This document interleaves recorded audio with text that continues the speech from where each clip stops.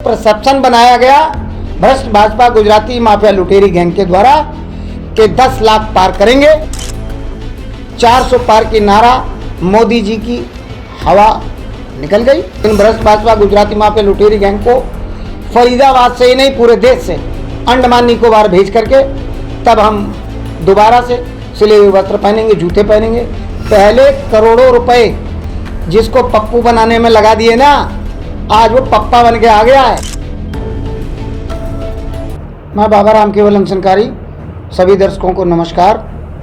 बाबा, क्या कुछ कहोगे इस बार जो है, क्योंकि कहीं ना कहीं कहें कि आपने कई अनशन किए हैं इस योजना में जो फिलहाल चल रही है, तो आगामी योजना को लेकर क्या कहोगे? कौन सा कैंडिडेट आपकी नज़रों में सबसे बेस्ट है? देखो, सबसे बेस्ट जो है वो गठबंधन प्रत्याशी जो हैं फरीदाबाद से महेंद्र प्रताप जी हैं। और पहले जनता 10 सालों में काफ़ी त्रस्त हो चुकी है, इसलिए सब छुटकारा पाना चाहते हैं। नहीं, आप उन्हें सबसे बेस्ट किस आधार पर बता रहे हैं? बेस्ट इसलिए आधार पर बता रहे हैं कि जो पिछला उनका कार्यकाल रहा, जब वो मंत्री थे तो बड़े स्मूथ और बड़े अच्छे तरीके से उन्होंने काम किया। उन तत्कालीन परिस्थितियों में उन्होंने बहुत बेहतर काम किया है।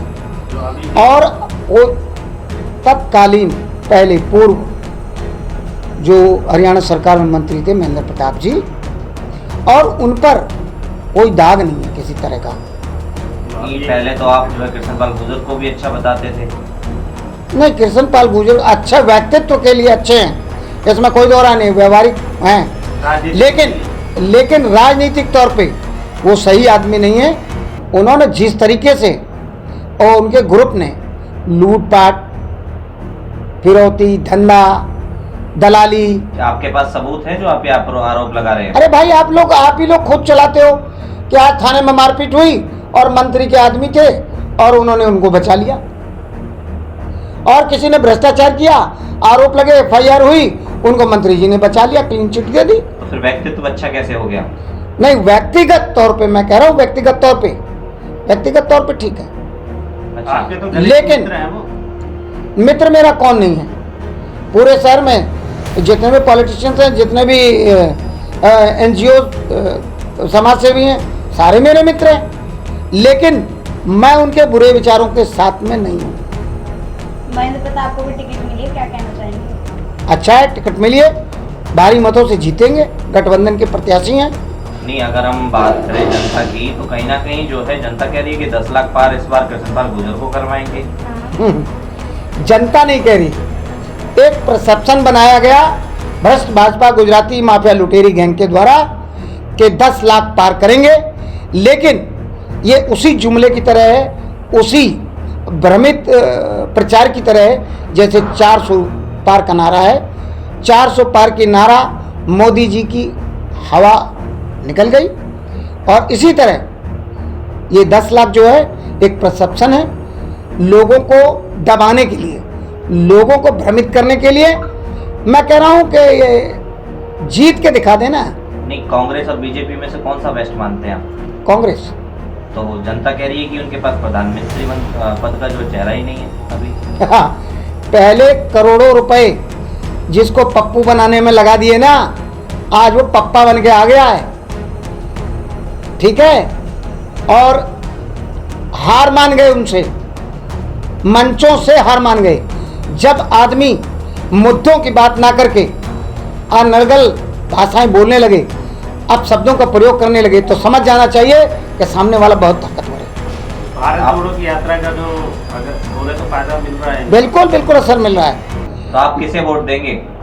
देखिए, मैं और मेरा पूरा ग्रुप, और मैं यहाँ की जनता से भी बार बार आग्रह कर रहा हूँ, निवेदन कर रहा हूँ कि आप गठबंधन के प्रत्याशी माननीय महेंद्र प्रताप जी को वोट करके भारी मतों से जिताएं। आप अपने ग्रुप की बात कर रहे हैं, ग्रुप में कौन कौन है आपके?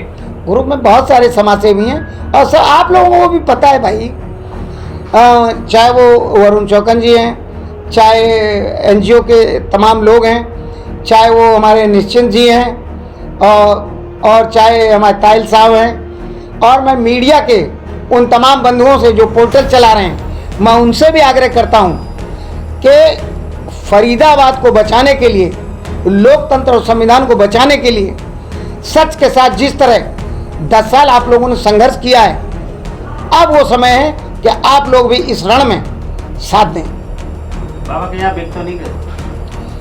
बाबा रोज बिकता है, बाबा रोज बिकता है, हर पल बिकता है। किशन पाल बीजेपी करते थे और तो रोज हर पल बिकता है, पल पल बिकता है। बाबा मोहब्बत में बिकता है, बाबा प्यार में बिकता है। नहीं बाबा, अब आप जो है महेंद्र प्रताप के लिए वोटों की अपील कर रहे हैं जी। अभी कुछ दिन पहले जो है आपने अन्य अन्य पार्टी के व्यक्तिगतों के साथ में सबके साथ अपने नहीं, मिलना सबके साथ है। अगर जो सरकार में है हम उनसे मिलेंगे नहीं तो काम कैसे करेंगे?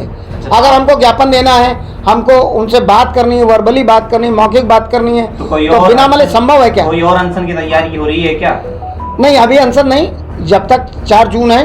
देखो हमने चप्पल, जूते और सिले हुए वस्त्र तो त्याग ही रखे हैं।